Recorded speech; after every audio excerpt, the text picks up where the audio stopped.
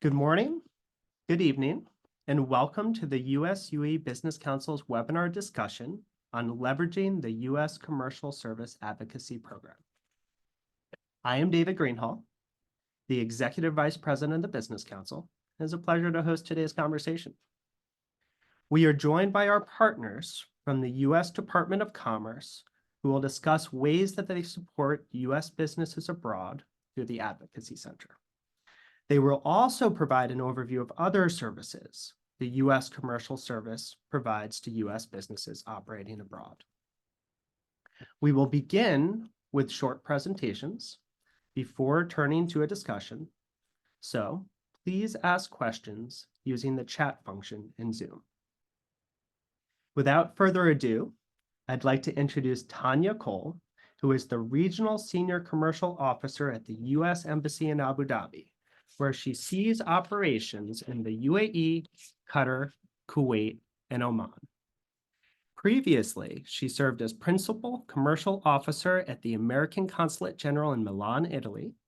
She also served in Ethiopia, where she opened a new commercial service office at U.S. Embassy Addis Ababa and registered the first legal American Chamber of Commerce opening telecom and healthcare sectors for U.S. companies.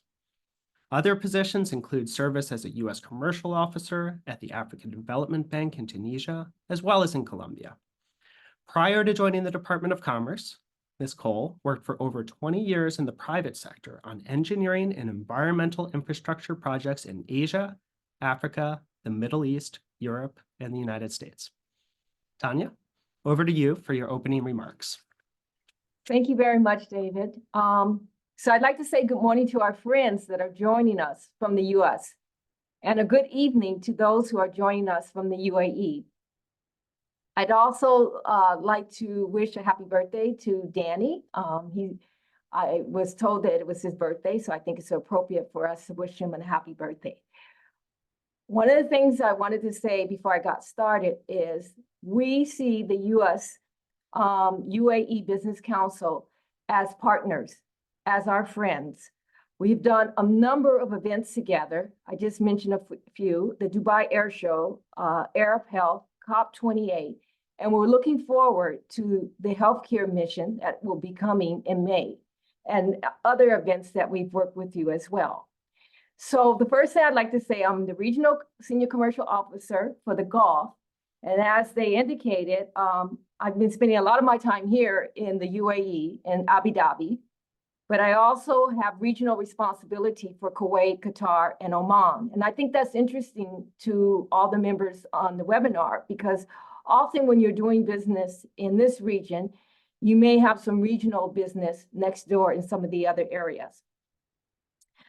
The other thing that I'd like to say is I landed in the UAE on November the 6th. And since then, I have been running. I think of it as a business tsunami.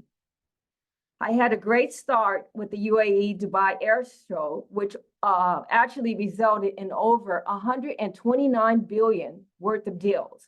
So you can see where the opportunity is in this market. And then we went on to COP28, followed by the Arab Health. And Arab Health has the largest pavilion, U.S. pavilion ever, with over 250 U.S. exhibitors. We also came together and with the World Government Summit, and that was last week, we had also a trade mission from the state of Virginia, just to name a few of the highlights. I'm really saying all of this to sort of let you know how busy this market is and where the opportunities are. And not just in multi-mega projects in space, aviation, energy, and clean energy, safety, security, railway, healthcare, construction, and even flying taxis. We saw those at the World Government Summit.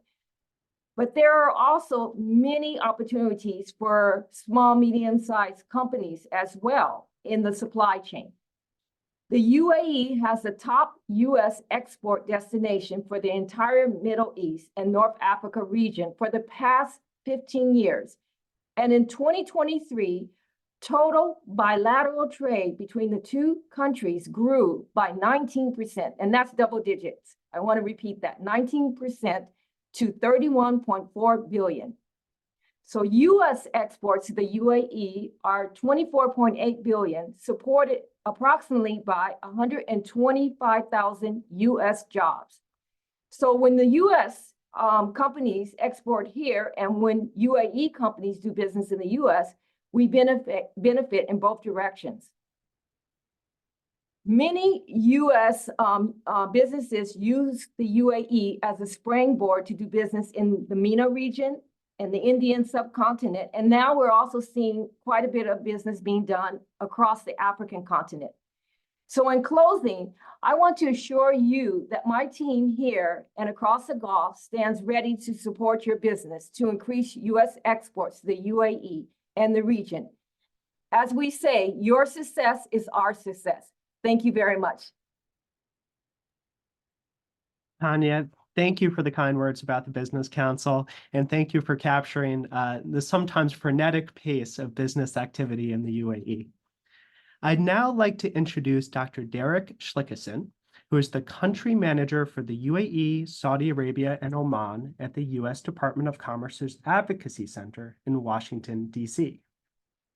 In this role, he leads U.S. commercial diplomatic efforts on behalf of U.S. companies seeking business with foreign public sectors and also leads engagements on behalf of U.S. firms in the global energy sector. Dr. Schlickeson joined the Department of Commerce in 2015 as a Presidential Management Fellow. He previously served in public affairs roles at Bloomberg and the U.S. House of Representatives and as a Program Fellow at the Center for Strategic and International Studies. Dr. Schlickeson, over to you. Good morning. Thanks so much, David. And thank you for everybody joining us today. As David mentions, I manage the UAE and other GCC countries for the Advocacy Center. So if you'll indulge me for a few minutes, I'm just going to run through what it is the Advocacy Center does and how we can help you. So the Advocacy Center exists at the intersection of business and foreign policy. We leverage the tools of diplomacy to advocate, lobby foreign decision makers to buy American and to buy from other firms that are sourcing from the United States. We help U.S. firms win competitive procurements. We engage on the government-to-government level, and in the GCC region, as people on this call will know well, there are a lot of entities that sort of exist in a gray area between public and private. We draw a large circle around entities that we're willing to engage with as long as there's a public role or a public stake. So that includes, for example, things like sovereign wealth funds, sovereign wealth fund funded projects, and public-private partnerships. We exist because back in the 90s, US companies came to us and said, we can win on the merit, but foreign governments are engaging heavily for their national champion companies. And we need something to counterbalance that. We need you to go engage on our behalf to counterbalance the fact that foreign companies are living out of their embassy. They're being feted by the ambassador and other senior foreign government officials. So we engage to counter that.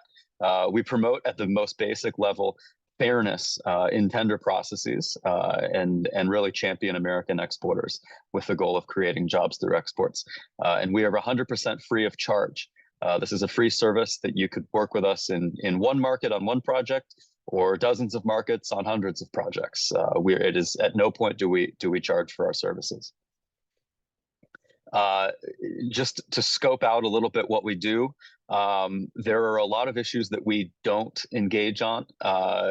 We don't enforce trade agreements. We don't engage in judicial or technical disputes between U.S. companies and their partners or foreign governments.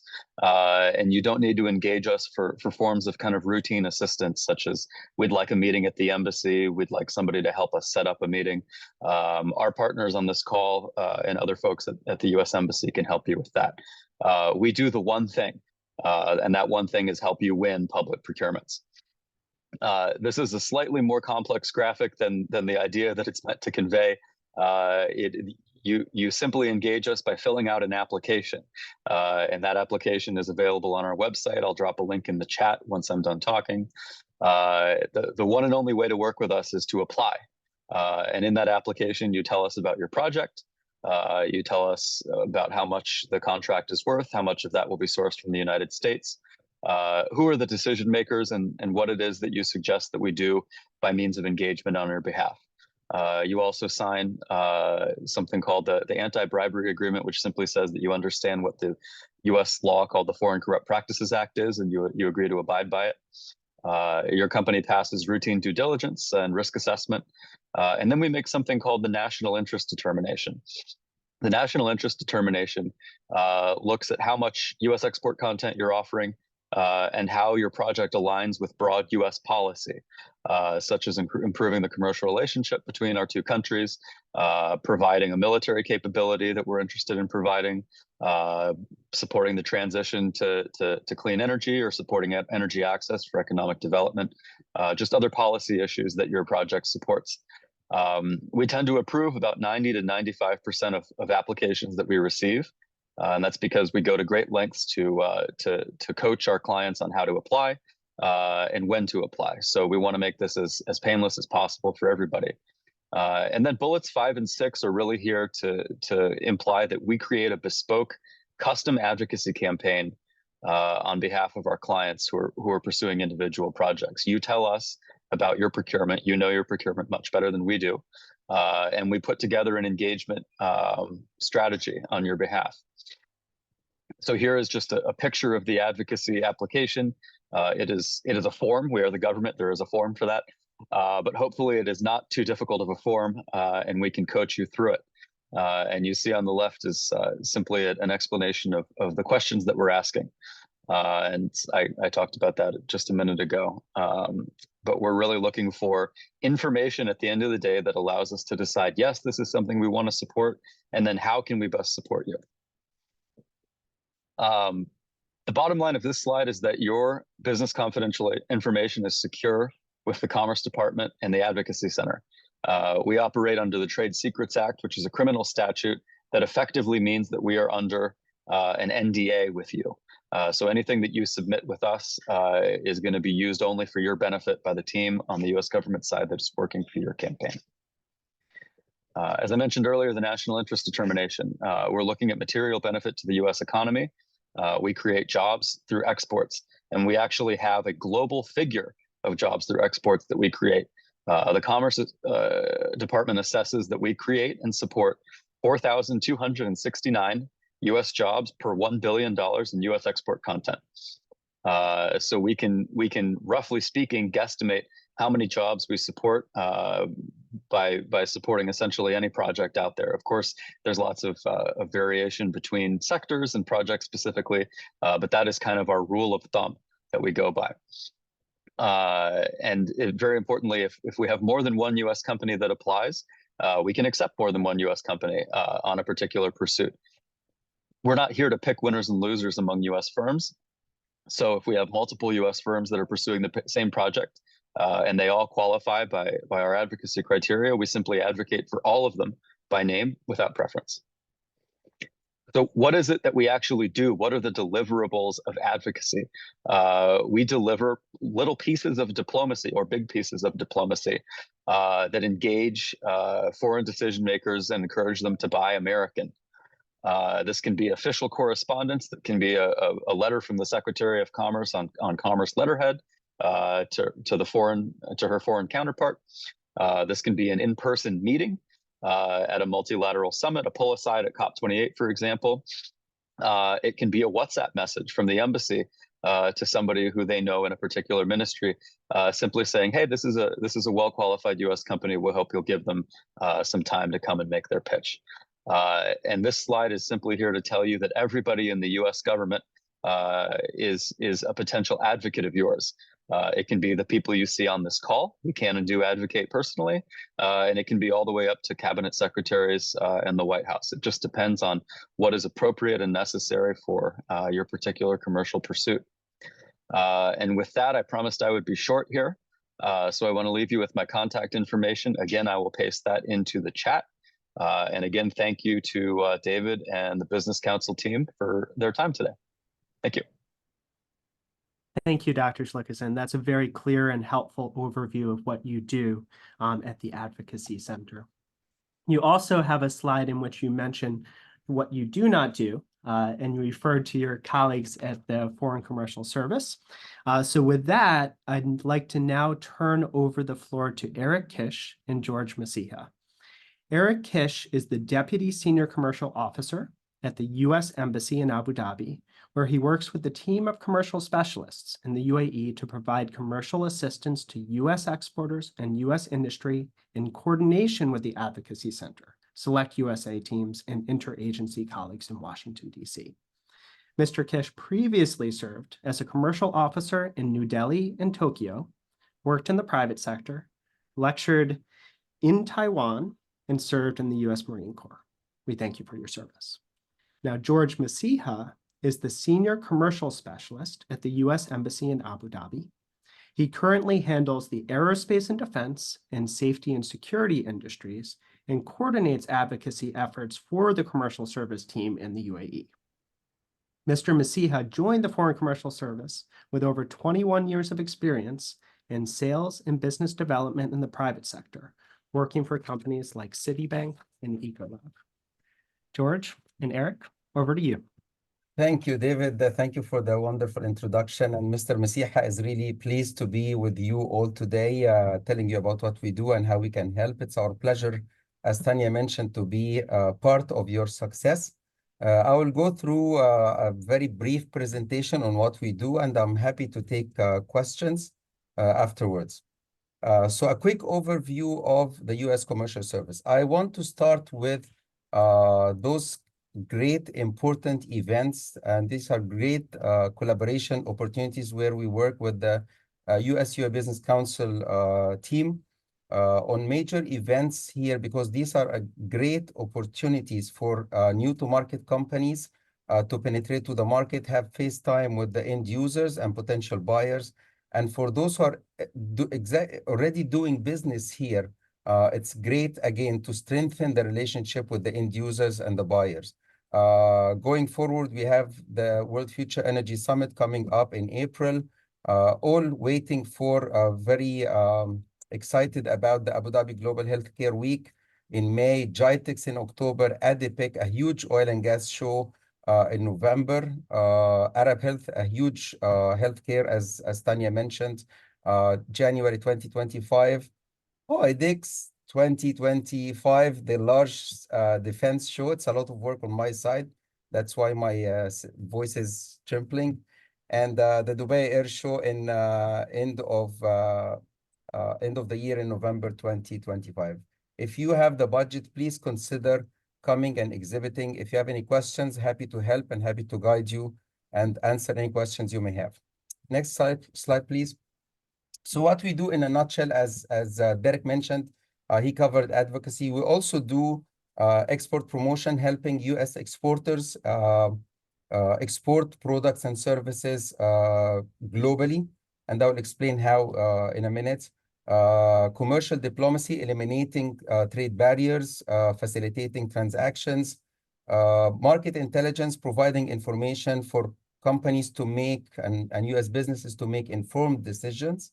And finally, matchmaking, business matchmaking to meet potential buyers of U.S. products and services. Next slide, please.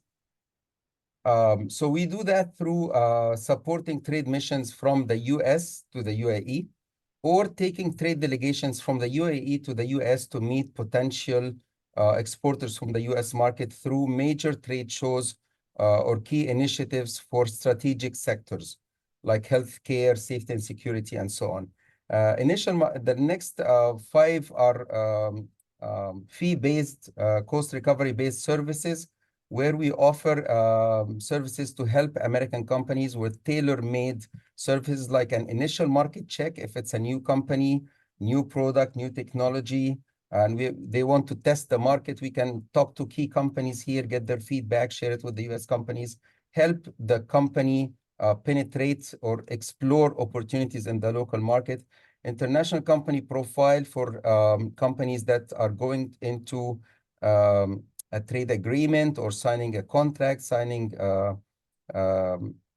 any legal document with the UAE companies. We're happy to help with checking the legitimacy of the company, raising any red flags, if any, or helping with the reputation, local reputation, and providing information on their financial reputation in the market. International partner search, and we can add to that virtual introductions for companies to meet with potential buyers before actually investing in a flight and crossing the Atlantic to come to the Gulf region. Gold Key service, which is international partner search plus scheduling meetings with those potential buyers and actually escorting the companies to those meetings. It gives a lot of credibility to the US exporter using the US government convening power.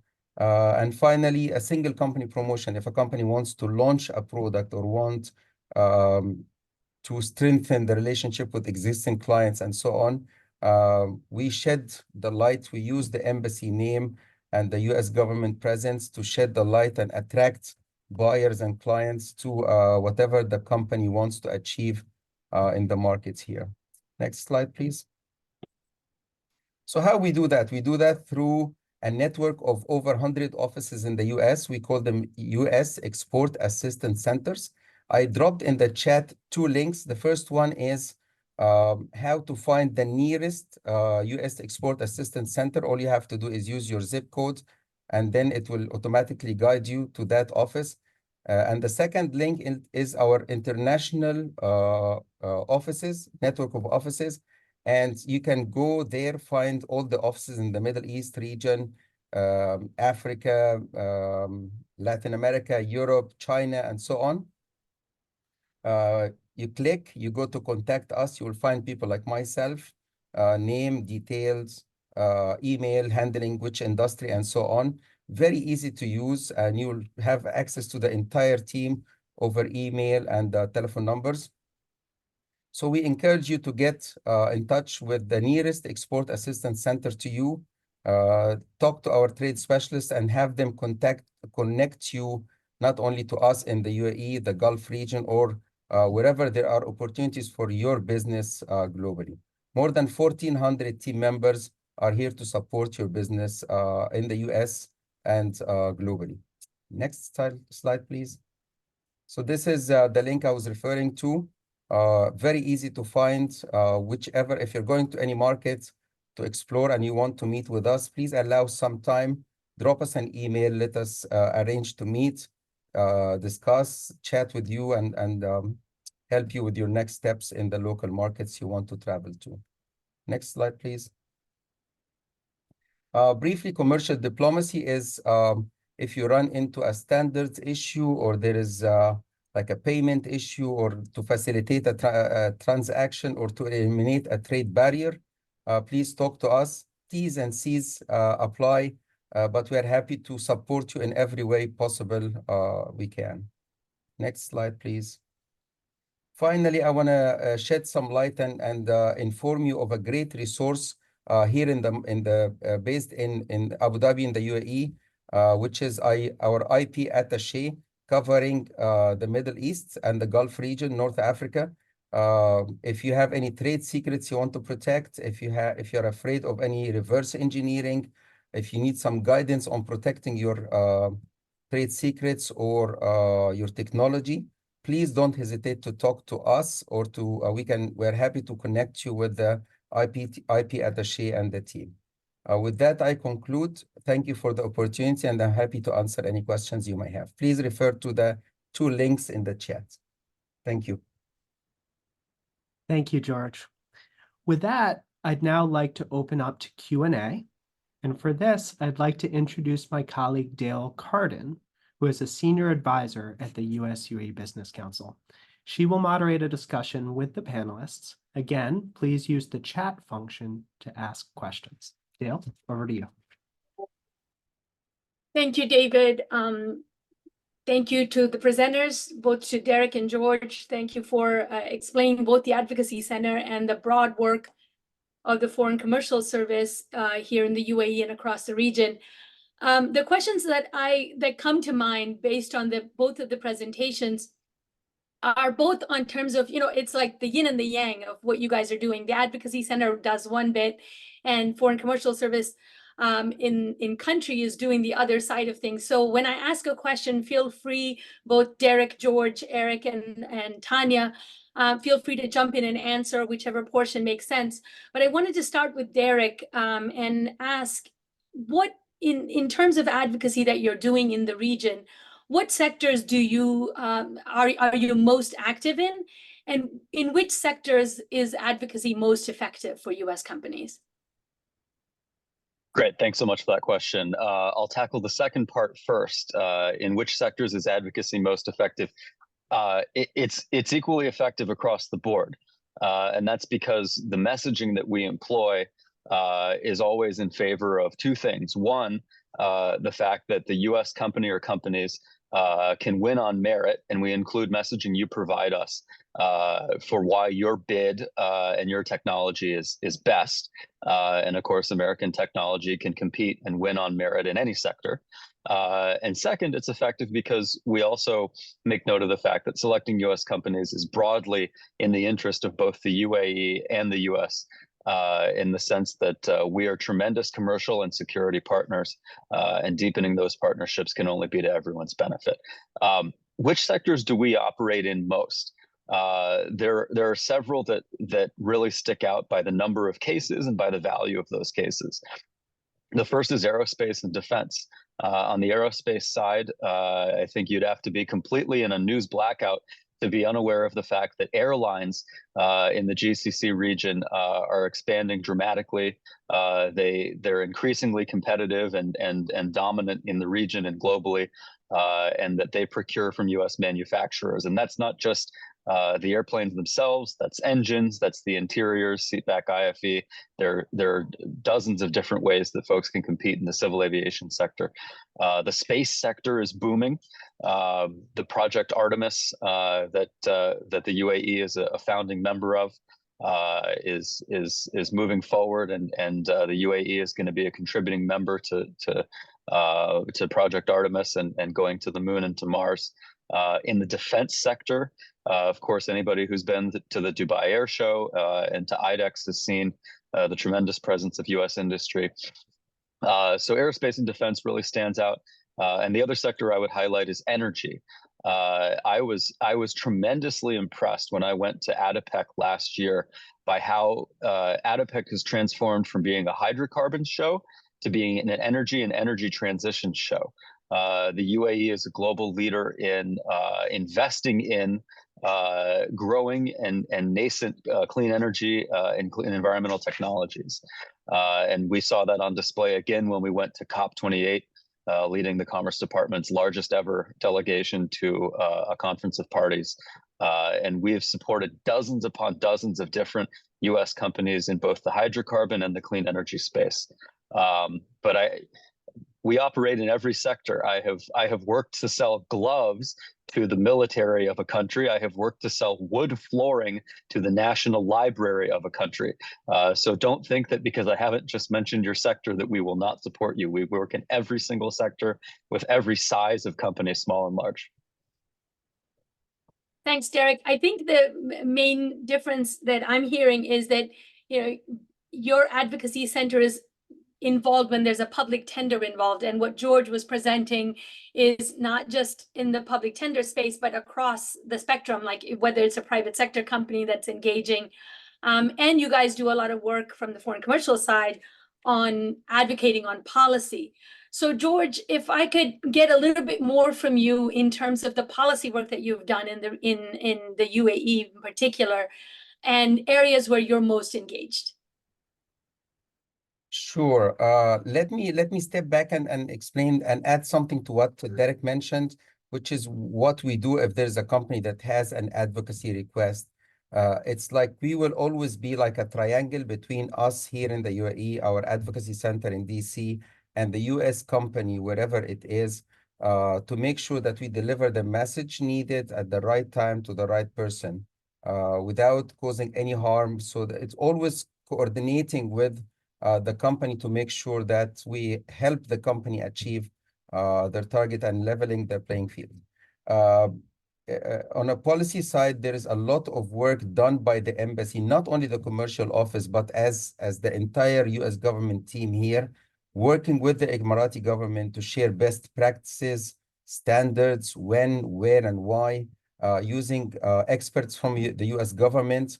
Like I am not an expert in railway, for example, but we are happy to bring someone from the railway to share standards with the Emiratis to make sure that they are aware of what they need to be aware of in order to make an informed decision about selecting the right supplier or company to do business with.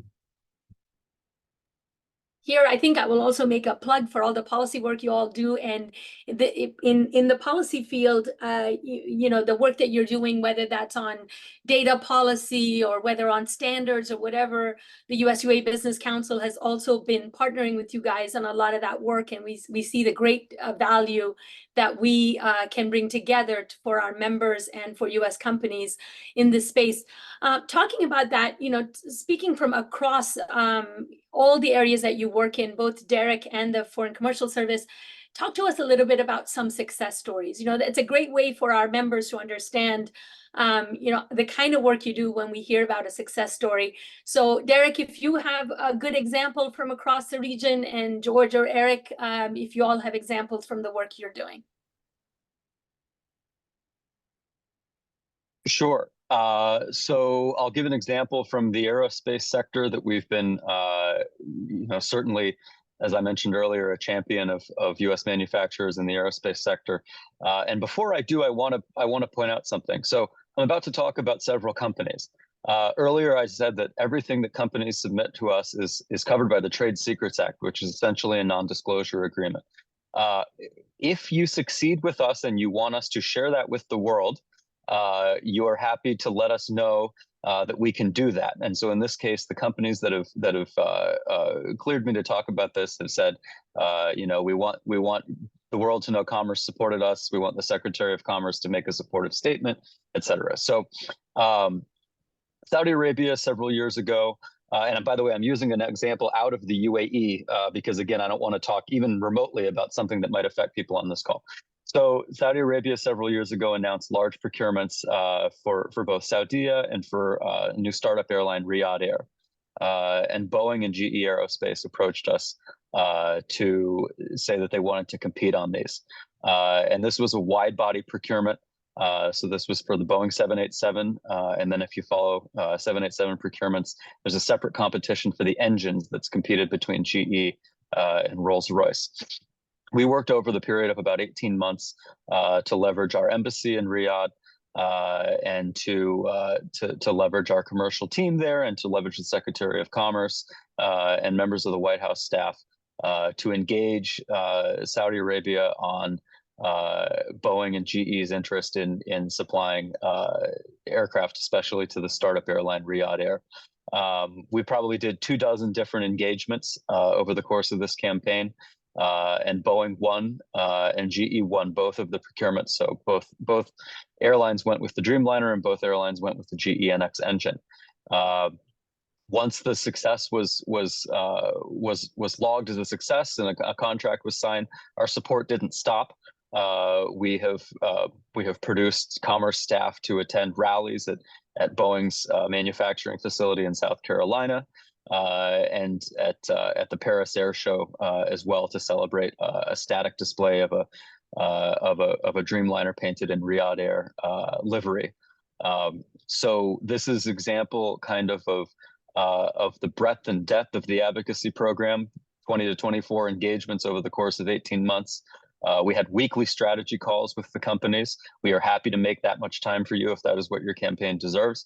And once you've won, we are happy to continue celebrating and to make sure that we keep your success a success. Advocacy can be anything from one engagement, one time. Hey, I hope you'll give this company every fair consideration, up to what I just said, which is essentially in this all-consuming campaign that took several dozen folks the better part of 2 years. So again, happy to talk offline. If folks want to reach out to me and say, here's my project. Do you think this would qualify for advocacy? What are the kinds of things you think the advocacy program could do for us? By all means, right there in the chat, send me a note and we'll talk about it. Derek, thanks so much. That was, the deal with Riyadh Air, and was such a big deal and such a big story. And speaking of national interest, obviously something of great importance to the United States. So great to hear that you guys had such a large role to play in that. Hopefully you had a similar role in deals that were recently announced in the UAE as well. I'm sure you did. Speaking of that and what's going on in the UAE, George, over to you to tell us a little bit about, just broad things that you're doing that you can highlight as successes. Yeah, Derek mentioned the success story, and I'm happy to share one. That was really dear to my heart. About like 8 years ago, an American entrepreneur from Cincinnati. He used to be a volunteer firefighter in his community. And with all the struggles with tools and finding the right directions in case of fire and so on, instead of depending on the usual exit battery operated signs, he decided to invest in illumination, self-illuminating signs that can work anytime, and a tape that can use to mark their tools. And he, in a testimony in front of the Congress, mentioned that he withdrew all his savings, put into the business, and came to the UAE because of the reputation and so on. And we were happy to introduce him to key players in the market here and end users as well. And they loved his product. And he must be a millionaire now. With all the investments they did, they opened a manufacturing facility in the US and somewhere else, and they're supplying the market here. You see their signage everywhere you go. The point I'm trying to make is, in addition that we are doing a great work helping small and medium-sized companies, is not only the big projects, as Derek mentioned, the big clients, but my work is a lot of it, maybe 60–70% is with small and medium-sized companies, and we're proud to do that for them. Eric, over to you. Thank you, George. Eric, I see you have your hand up. No, I want to thank Tanya, Derek, and George for all the presentations and the great info. And George, you can see the passion coming there with him about helping the small and medium-sized companies. It's very genuine, and he's in the trenches fighting for these companies every day.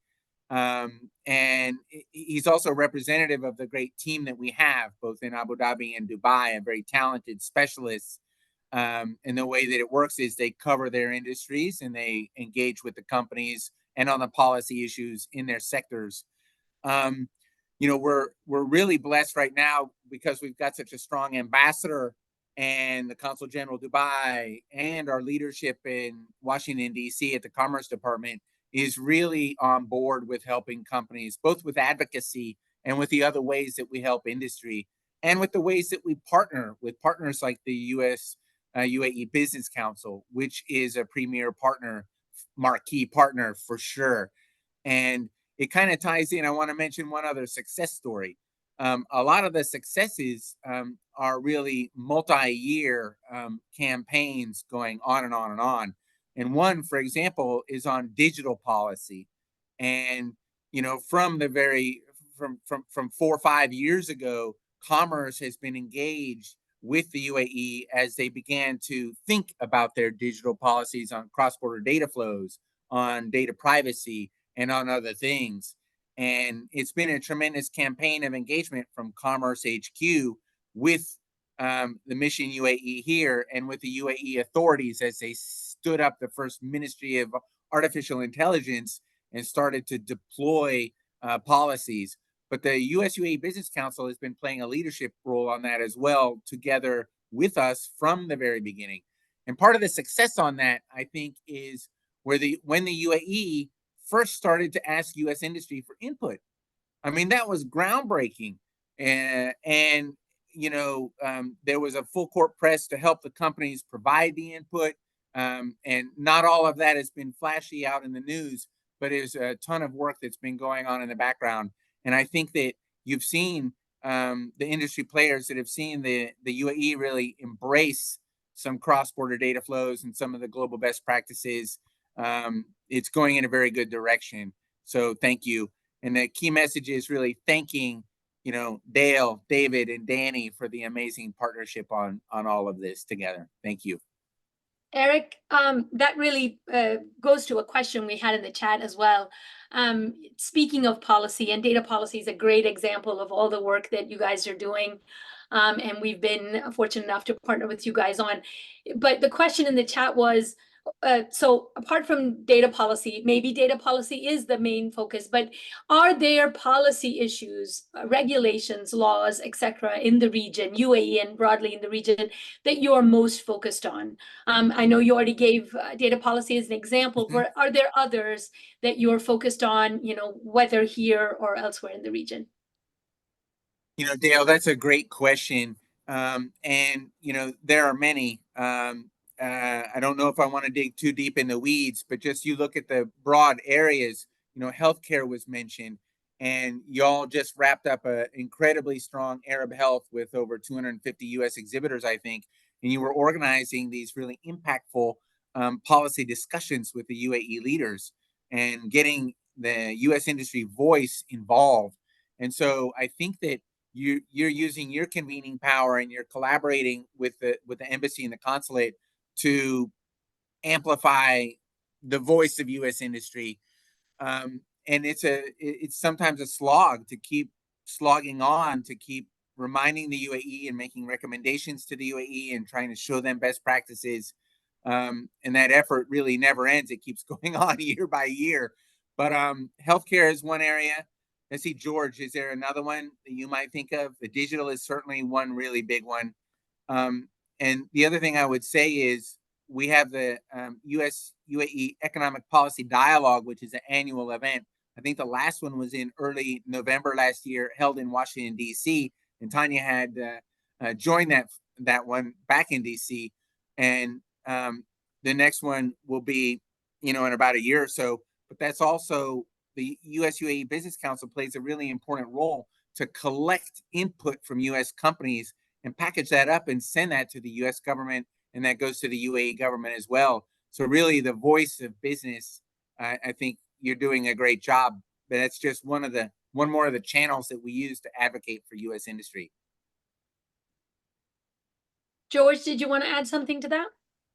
Eric, you mentioned the team, and whenever appropriate, let's put on the screen the list of all your friends from the commercial service team here in the UAE, and the team that Tanya leads in Kuwait, officers in Kuwait, Qatar, and Oman.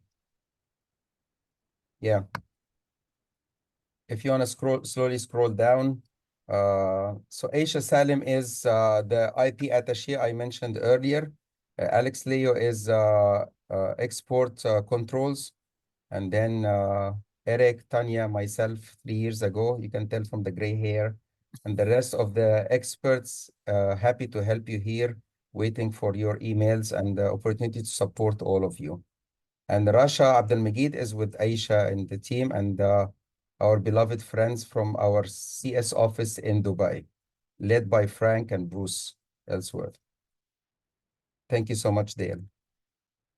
Sure, and maybe in closing, in terms of the Q&A portion, I wanted to, starting with what Tanya mentioned about all of the different trade shows that happen in this country and the ways that you guys support trade shows and trade missions. There was a question in the chat about the upcoming Health Week in Abu Dhabi and the trade mission that the US UAE Business Council is putting together for that. David is going to talk a little bit more about that, but I wanted to see if Eric or George wanted to say anything about that, or anyone on the chat wanted to say anything about the work that you all do on trade shows and trade missions. Eric, did you want to start that off?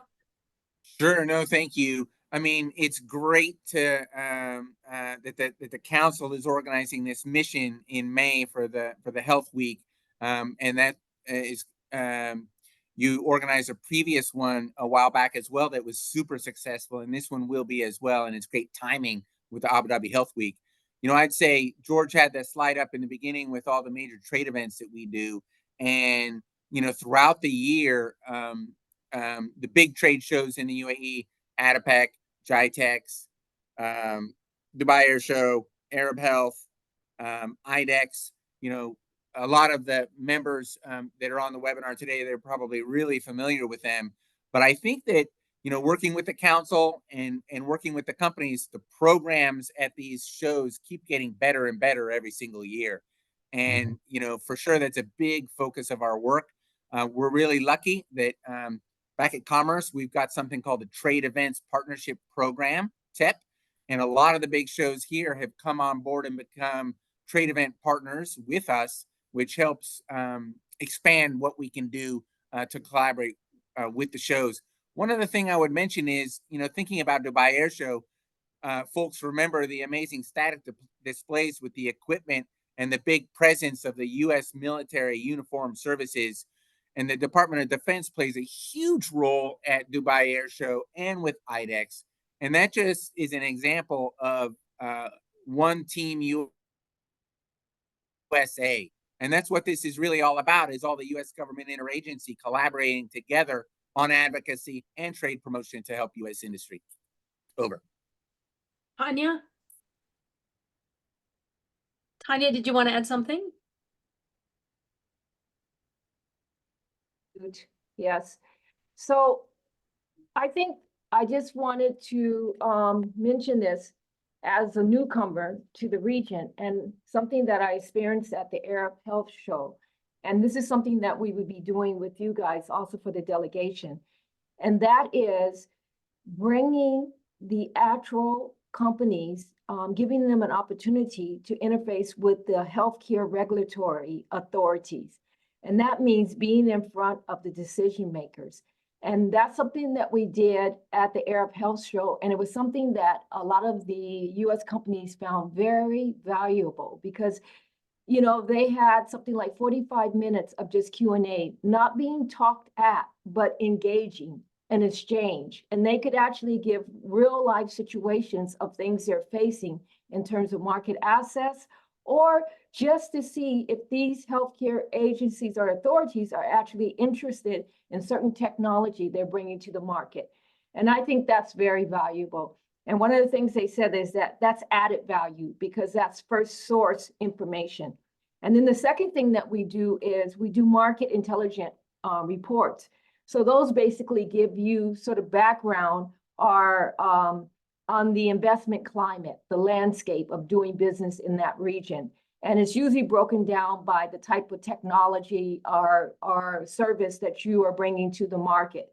So from my feedback of just kind of watching from the Arab Health and then talking to companies, you know, not with my government badge, but just asking them, was this useful for you? These two things I think were very useful for them in their experience. And this is something I think you can look forward to. I was looking at the program for your particular delegation that's coming in May, and there are aspects of this in this program. Thank you. Tanya, thanks so much. I think you really summed up, you know, everything that we've talked about today, because at the end of the day, it's all about what's useful to the companies.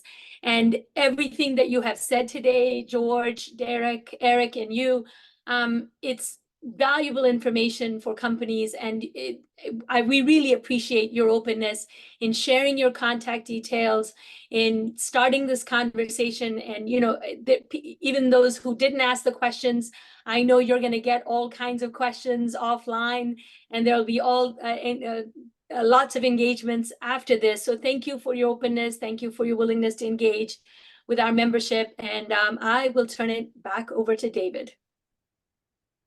I'd like to echo what Dale said. Thank you again to everyone for participating in today's webinar, and thank you to our partners at the Foreign Commercial Service for sharing what they offer and how they can help U.S. companies I hope everybody found the conversation useful. I do want to reiterate that we will share a synopsis of today's conversation along with slides and contact details with everyone who has registered to attend so that you could have your own follow-up conversations after this. So thank you again to everyone. I hope you have a good evening and a good day ahead. Thank you. Bye-bye.